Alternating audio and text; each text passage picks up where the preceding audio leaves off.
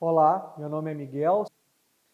O ciclo ovariano, ou chamados ciclos ovarianos, em animal não prenhe, ele é definido como um intervalo entre ovulações sucessivas, ou seja, o crescimento desse folículo ovariano, a ovulação e liberação desse ovócito e o retorno ao crescimento folicular de novo, para que tenha ovulação de novo. E por que em fêmea não prenhe? Porque esse evento do ciclo, dele retornar a ciclar novamente, retornar a crescer um folículo e ovular novamente, a fêmea precisa não estar prenha. Se ela estiver prenha, esse processo ele não volta a ocorrer normalmente. Ele é composto por duas fases, a fase folicular e a fase lútea, com ovulação separando as fases.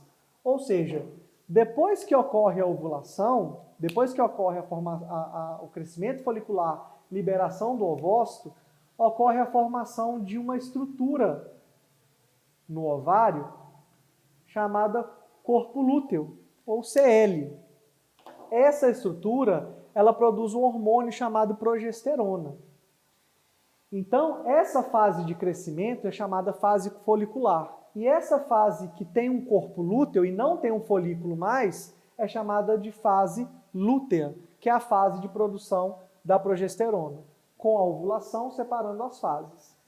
Na maioria dos animais domésticos e primatas, o processo ovulatório ele é governado por dois mecanismos internos, ovuladores espontâneos, Então, os animais que não ovulam espontaneamente, ou seja, os animais que não... Tem alguns animais, eles dependem da liberação de hormônio, normalmente, no ciclo ovariano, e ocorre o crescimento e ovulação. Outros animais precisam do estímulo externo para que ocorra a liberação do ovócito, a chamada ovulação.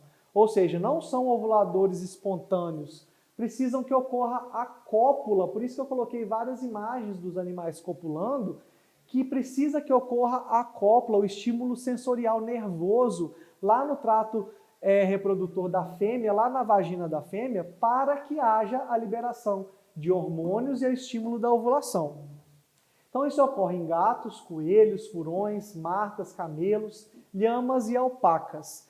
Precisa que ocorra a cópula, para que haja liberação de um hormônio, que é o LH no caso, para estimular a ovulação.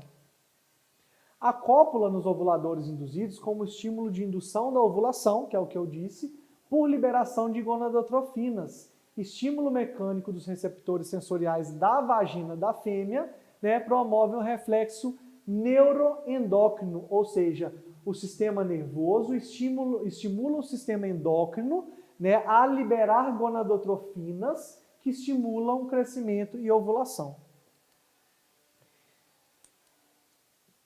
Nos animais domésticos, o ciclo estral é dividido em fases, que representam eventos comportamentais e eventos das gônadas. Quais são as gônadas nas fêmeas?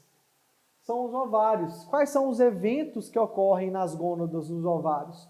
O crescimento folicular, ovulação e formação do corpo lúteo.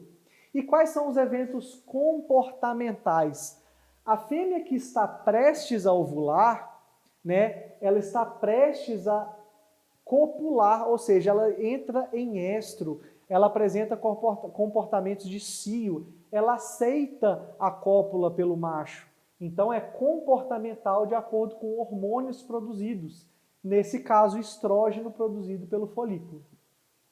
Pode ser descrito de uma forma comportamental, indicando o momento em que os animais estão em estro, o cio que eu falei, e podem ser descritos como atividade ovariana, fase folicular e fase lútea, estro e proestro, e diestro, desculpa. Estro e diestro.